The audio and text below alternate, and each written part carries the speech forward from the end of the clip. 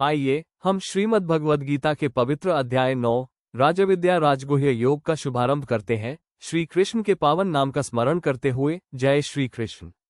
या फिर सरल और प्रभावशाली रूप में आइए श्री कृष्ण की दिव्य वाणी के साथ अध्याय 9 की पवित्र यात्रा आरंभ करें। जय श्री कृष्ण।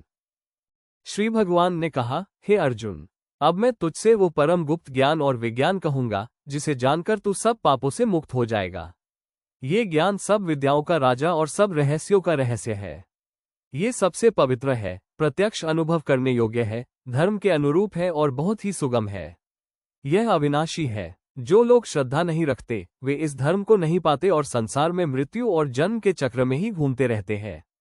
मेरा ये संपूर्ण जगत अव्यक्त रूप से मुझ में व्याप्त है। सभी प्राणी मुझ में स्थित है, परंतु मैं उनमें स्थित नहीं हूँ। और फिर भी प्राणी मुझ में नहीं है। देखो मेरी योगमाया की महिमा। मैं सब प्राणियों का पालन पोषण करता हूँ और उनका आधार हूँ, फिर भी मैं उनसे अलग रहता हूँ।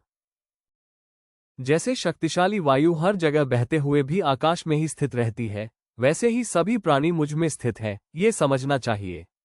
हे अर्जुन, कल्प के अंत में सभी प्राणी मेरी प्रकृति में लीन हो जाते हैं और अगले कल्प के आरंभ में मैं उन्हें अपनी शक्ति से फिर से उत्पन्न करता हूँ।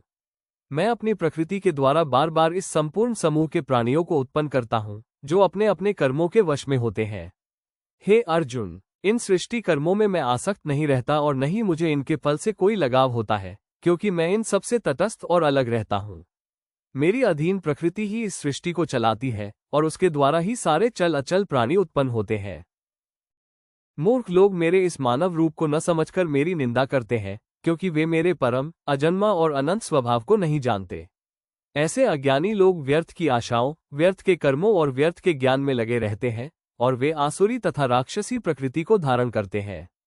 परंतु महात्मा लोग जो दिव्य प्रकृति को धारण करते हैं, मुझे अविनाशी और अनादि मानकर भक्ति से मेरी आराधना करते हैं। वे लोग सदा मेरा कीर्तन करते हैं, दृढ़ संकल्प और भक्ति के साथ मेरी वंदना करते हैं और निरंतर मुझे ही पूजते हैं। कुछ लोग ज्ञान यज्ञ द्वारा एक रूप में, अनेक रूपों में और सर्वव्यापी रूप में मुझे ही पूजते हैं। मैं ही वेद हूँ, यज्ञ हूँ, हवन हूँ, यज्ञ का अर्पण हूँ, औषधि हूँ, मंत्र हूँ, घी हूँ, अग्नि हूँ और यज्ञ का फल भी मैं ही हूँ। मैं ही इस ब्रह्मांड का पिता, माता, पालनकर्ता और पितामह हूँ। मैं पवित्र हूँ, ओम हूँ, ऋग्वेद, यजुर्वेद और सामवेद भी मैं ही हूँ। मैं ही लक्ष्य हूँ, पालक हूँ, स्वामी हूँ, साक्षी हूँ, निवास स्थान हूँ, आश्रय हूँ, मित्र हूँ, उत्पत्ति और प्रलय भी मैं ही हूँ। मैं ही धारण करने वाला, बीज और अविनाशी तत्व हूँ। मैं ही ऊष्मा देता हूँ, वर्षा करता हूँ और रोकता भी हूँ। मैं ही अमृतत्व हूँ और मृत्यु भी, मैं ही अस्तित्व और अनस्तित्व हूँ।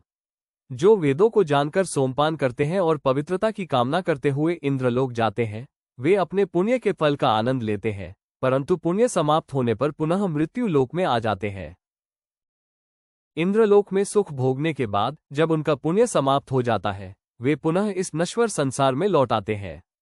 इस प्रकार वे केवल कर्मों के चक्र में बंधे रहते हैं और मुक्ति नहीं पाते।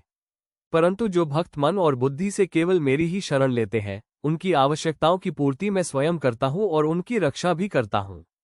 जो अन्य देवताओं की पूजा श्रद्धा से करते हैं, वे भी वास्तव में मेरी ही पूजा करते हैं, लेकिन वे इसे सही विधि से नहीं करते। क्योंकि मैं ही सभी यज्ञों का भोक्ता और स्वामी हूँ, परंतु जो लोग मुझे नहीं जानते, वे बार बार जन्म और मृत्यु के चक्र में पड़ते रहते हैं। देवताओं के पूजक देवताओं के पास जाते हैं, पितरों के पूजक पितरों के पास, भूत प्रेत के पूजक भूत प्रेतों के पास, और मेरे भक्त मेरे पास आते हैं। यदि कोई मुझे पत्ता, फूल, फल या जल भी प्रेम और भक्ति से अर्पित करता है, तो मैं उस श्रद्धापूर्ण भेंट को स्वीकार करता हूँ। जो भी तुम खाते हो, जो भी अर्पण करते हो, जो भी दान देते हो और जो भी तपस्या करते हो, सब कुछ मुझे अर्पण करके करो। इस प्रकार कर्मों के शुभ और अशुभ फल से मुक्त होकर तुम मोक्ष प्राप्त करोगे और अंत में मेरे पास आओगे। मैं सभी प्राणियों के प्रति समान हूँ, न कोई मेरा प्रिय है और न कोई अप्रिय। परंतु जो भक्त भावपूर्वक मेरी पूजा करते हैं, मैं उनमें और वे मुझ में रहते हैं। यदि कोई अत्यंत दुष्ट व्यक्ति भी मेरी अनन्य भक्ति करता है, तो वह साधु मानने योग्य है, क्योंकि उसका संकल्प दृढ़ता से सही दिशा में है।